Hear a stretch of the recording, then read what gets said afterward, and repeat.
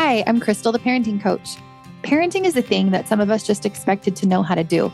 It's not like other areas of your life where you go to school and get taught, get on-the-job training, or have mentors to help you. But now you can get that help here. I believe that your relationship with your children is one of the most important aspects of your life and the best way that you can make a positive impact on the world and on the future. I've made parental relationships my life study, and I use life coaching tools, emotional wellness tools, and connection-based parenting to build amazing relationships between parents and their children.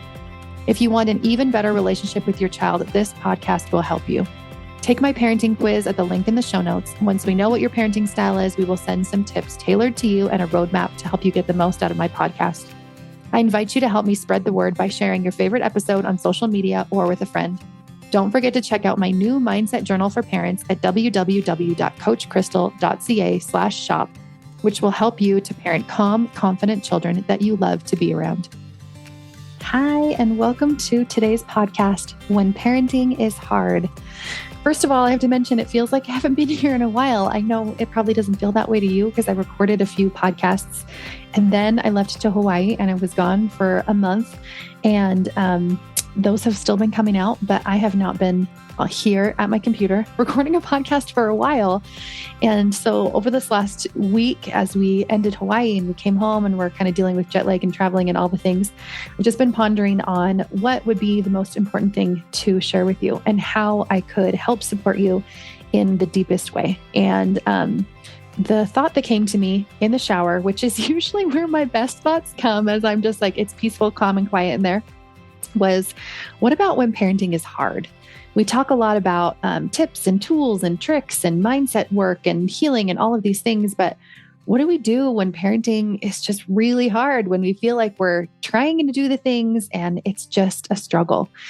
I have a lot of things to say about this. I have a lot of tips to give.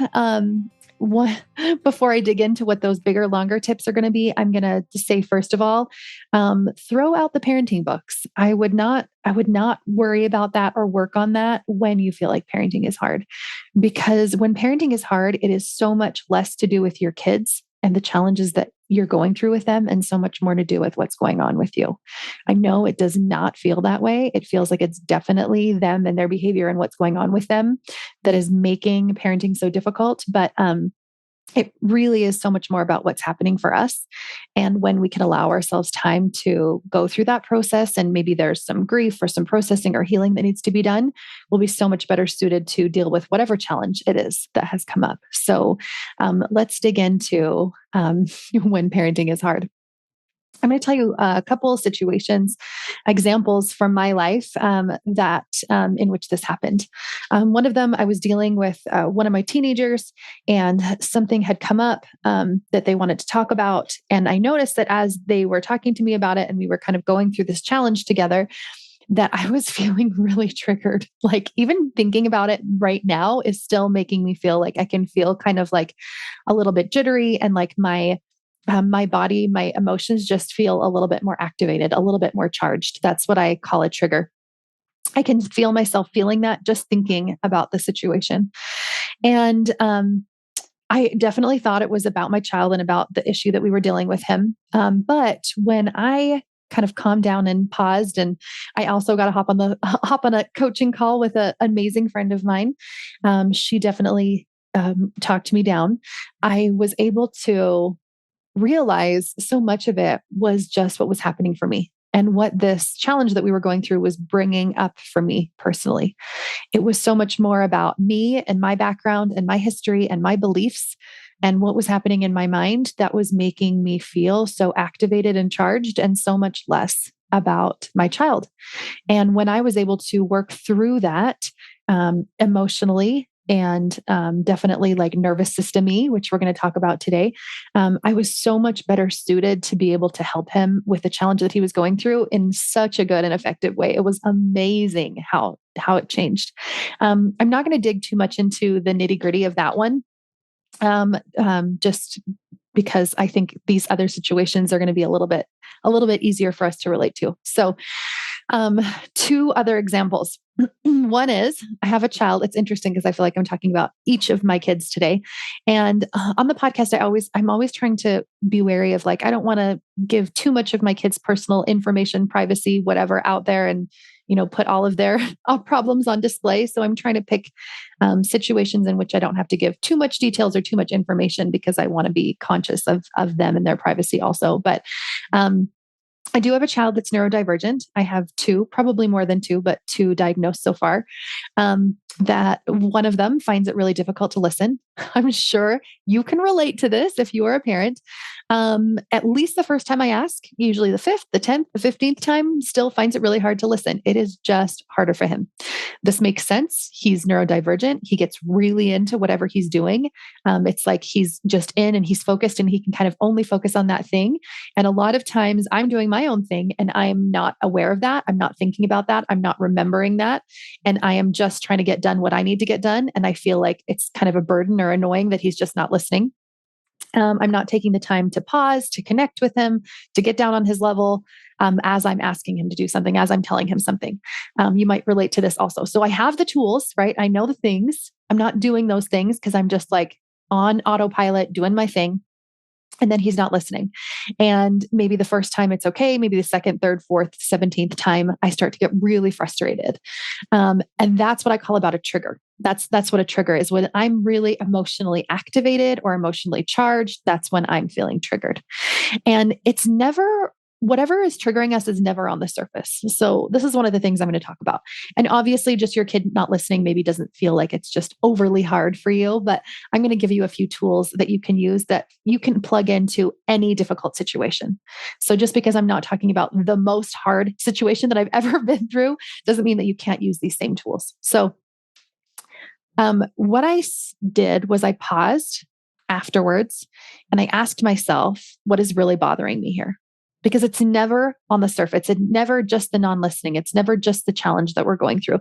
It always seems like it is on the surface. I think of it as like dandelions. I'm like plucking out these dandelions and they just keep growing back and I can't figure out why they're growing back and why they're still bothering me because I haven't dug into the root. So the root is things like, what is really bothering me about this? That's a question I can ask myself. What about this behavior? What about this situation? What about this problem is bothering me? What's going on underneath the surface?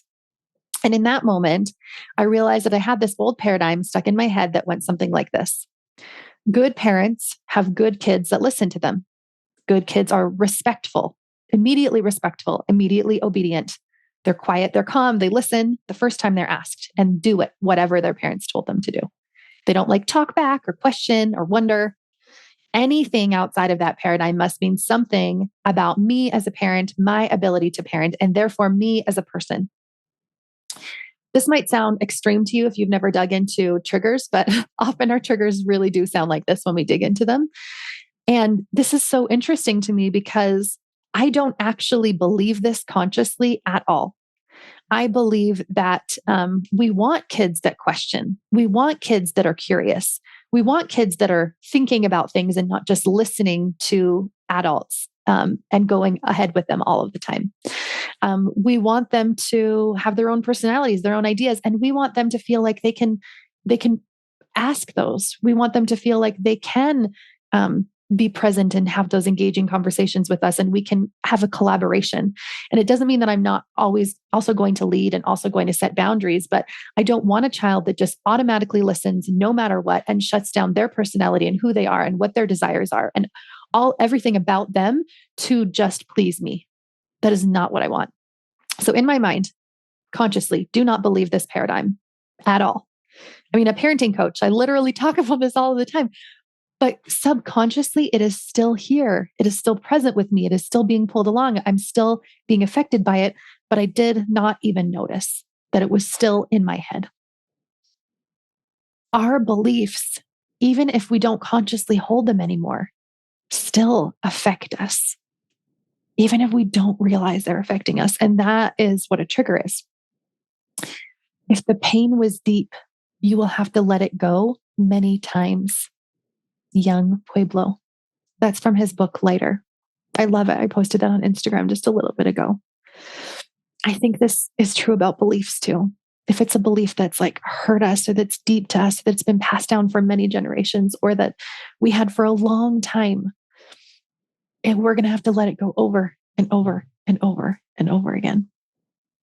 Uncovering what those triggers are, uncovering the beliefs behind them, opening them up, looking at them, and detaching ourselves from them, processing through them. That's what helps us to heal. So that eventually over time, we find ourselves less triggered by our kids, by our partners, by our friends, by coworkers, social media, family. I'm not just talking about kids triggering us. Anything can trigger us.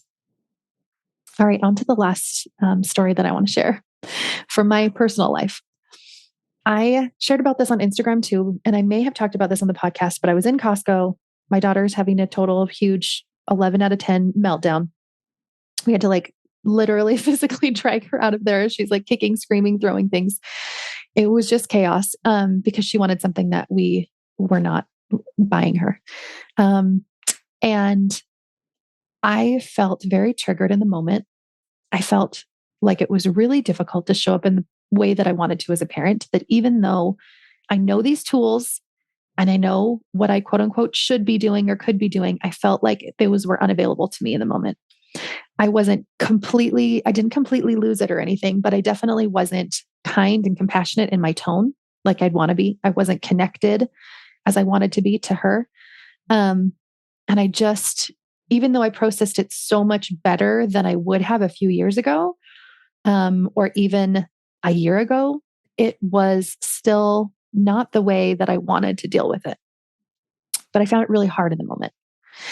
And I dug into what is really hard about this. And I started to notice, because I do so much mindset work, right? Thought work all the time. I'm noticing my thoughts even in the moment. So we're literally in Costco and she's freaking out and I'm thinking about my thinking, which is already a step forward, right? I wouldn't have done that years ago. And as I'm thinking about my thinking, I'm noticing that every single thought that I was having had nothing to do with her. It had everything to do with judgments from other people. It's what I thought other people would be thinking about me, that maybe they'd be thinking like that I'm a bad mom, that I'm doing a bad job. Why can't I just control my kid? I need to do something differently. Maybe they know that I'm a parenting coach. Maybe they listen to my podcast and then they see me not, being able to handle this situation. What are they going to be thinking about me?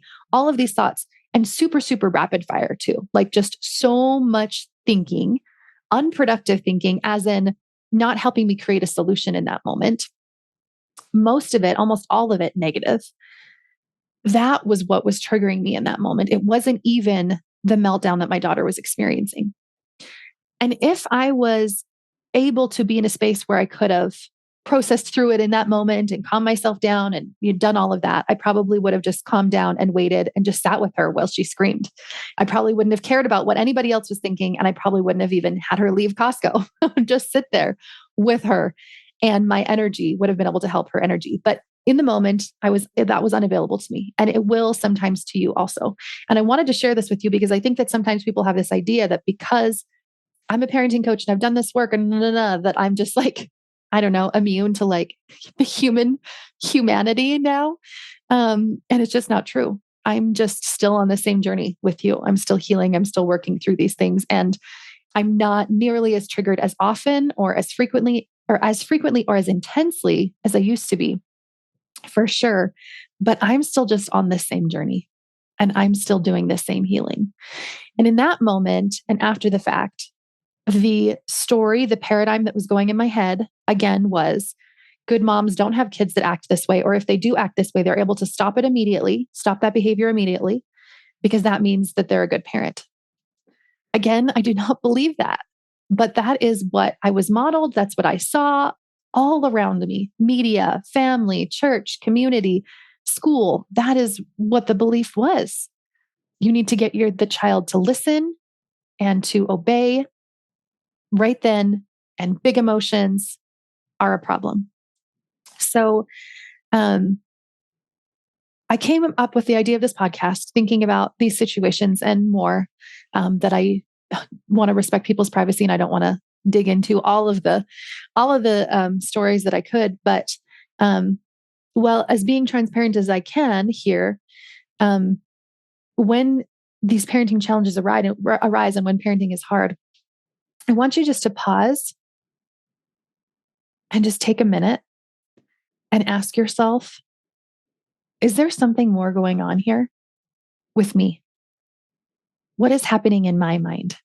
What about this challenge, this situation, this other person, this social media comment is bothering me so much? And why? It's really there. And as we can do this healing work, this uncovering work about what's really there, we will be less hurt. I saw this quote that said, hurt people, and heal people. I think when I have all this hurt inside that I have not shined a light on, that I don't even know is there, that I haven't consciously started to work through, I am full of all these hurts. Like all those tiny little acupuncture needles, that you have all over the place. If somebody were to come just like jab in one of them, it would like hurt in that spot, right? So I have all these little like acupuncture needles all over, all these little hurts. And so when somebody says something or does something or a challenge pops up, it hurts. It's like they're pushing in at those needles. They're like digging in and you can feel it. But over time, as we start to shine a light on those triggers, on that healing, on the areas of our life that maybe we haven't dug into yet, that we still need to work on, and we start to do that healing, that we drop some of those acupuncture needles, that we drop some of that hurt, and we change it for healing. And healing is light. And we change it for that healing light that then we can spread to other people. I truly believe that healed people heal people. If I hadn't taken the time to work on my own healing and be introspective about what was happening for me and taking emotional responsibility for that and working on that, I would have never been able to get to this space where I could have helped my children, helped my family heal, and then helped so many other families also through the work that I do. And you can do the same. We all have this ability to find healing, to be on this healing journey, and then to spread that healing to the rest of the world. I also want to mention that one healing modality isn't better than the other. It isn't the be all end all. And one might not be the thing that you just need forever. When I found the Life Coach School, I loved the mindset work there and I found it super helpful. But then I found all this work through Brene Brown and I found that super helpful. And lately I've been into meditation and I found that super helpful, and yoga. And I think that all of these healing modalities, coaching, therapy, can be so powerful. And I just believe that whatever we need comes to us in the moment that we need it. And so if coaching is calling to you, if that's feeling like something that you are interested in, you want to dig into, definitely reach out. I'm going to have a few one-on-one spots coming available. But maybe it's therapy. Still reach out and I'll see if I can connect you with an amazing therapist. There's also meditation. Sometimes it's just our own work, right? Just writing it down, just journaling, just doing thought work. My mindset journal is really great for that. If you want to check that out at www.coachcrystal.ca/shop.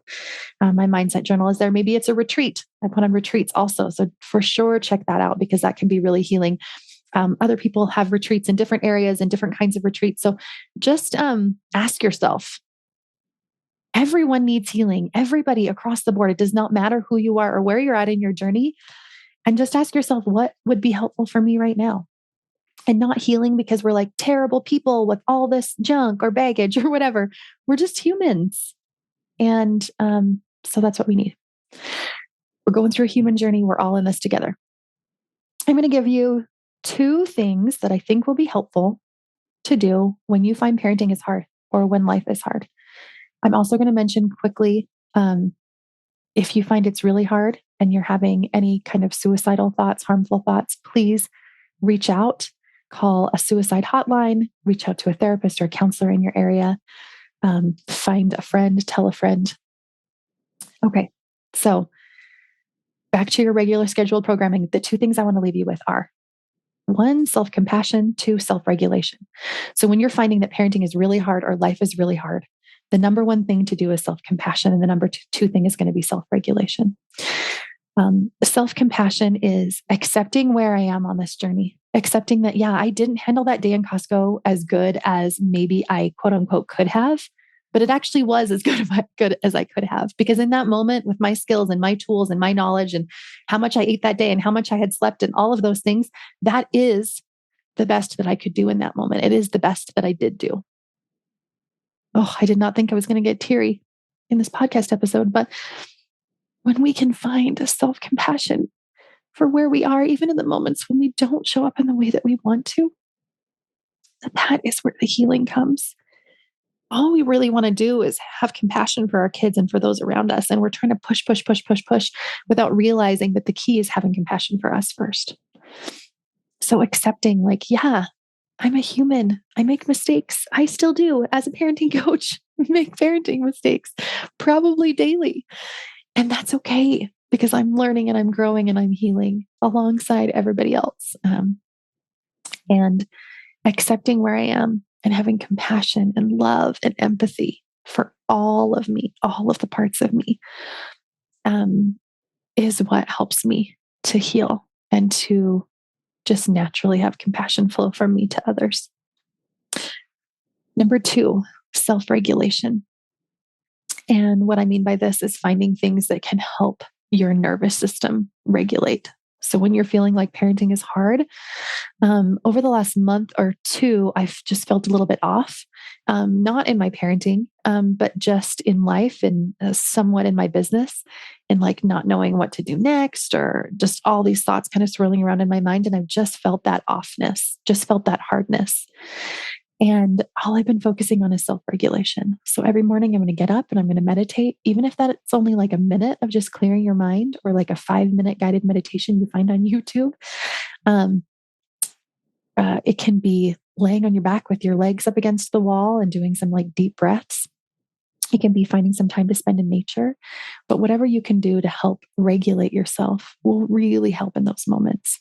So when you find that parenting is hard or that life is hard, see if you can find a way to get yourself to a space of self-compassion and find some ways to help you with regulation. If you need more tips or tools on that, or if you're not quite sure exactly what I'm talking about, just send me a message on Instagram or Facebook, and I can give you some more tools or tips. I also have a lot in my mindset journal, Burn This Book.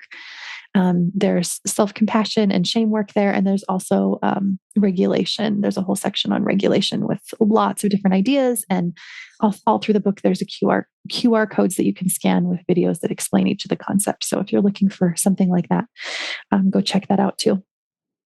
So thank you for being here with me. I am excited to be back on the podcast. I'm not as excited about the weather that greeted me when I was back in Canada and away from Hawaii, but I am really excited to be back here and recording. And if there is a topic or an idea that you have that you're really interested in hearing about, or a specific challenge that you're working through, I would love for you to reach out, and I can talk about it on the podcast.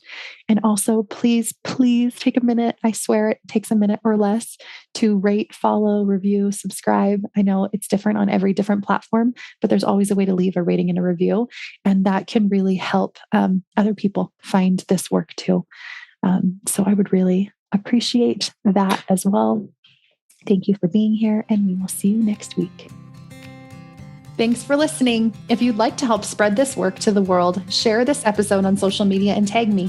Send it to a friend or leave a quick rating and review below so more people can find me. If you'd like more guidance on your own parenting journey, reach out.